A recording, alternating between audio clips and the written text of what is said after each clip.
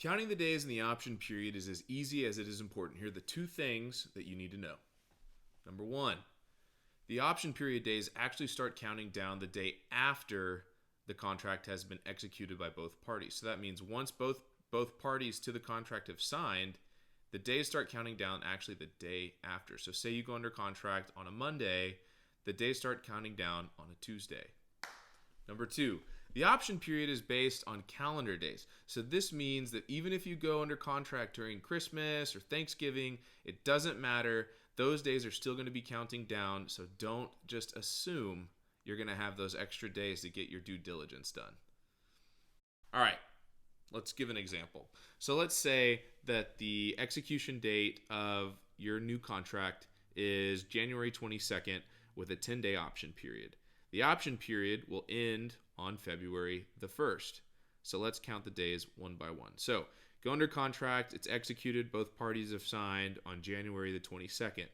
This means that the days actually start counting on the 3rd because in an option period, it's the day after it's executed. So the 23rd is day 1. Then there's the 24th, which is day 2. The 25th, which is day 3. 26th, day 4.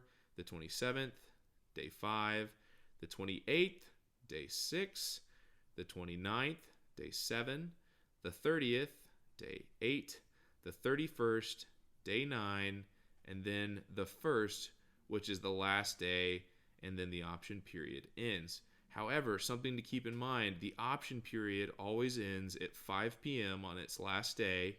It ends at 5 p.m.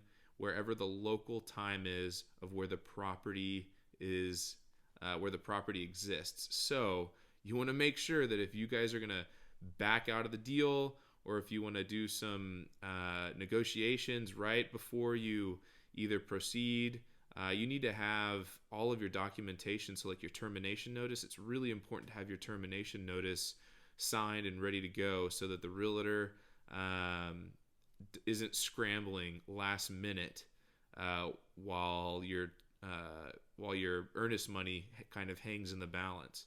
It's a really, really stressful time on the last day of an option period, especially as it gets closer to 5 p.m. So always be prepared ahead of time. Those are my tips on how to count the days on an option period. Please feel free to give a subscribe, a like, and if you have any questions about real estate in the greater Austin area or in Texas in general, please feel free to send me an email in the link provided.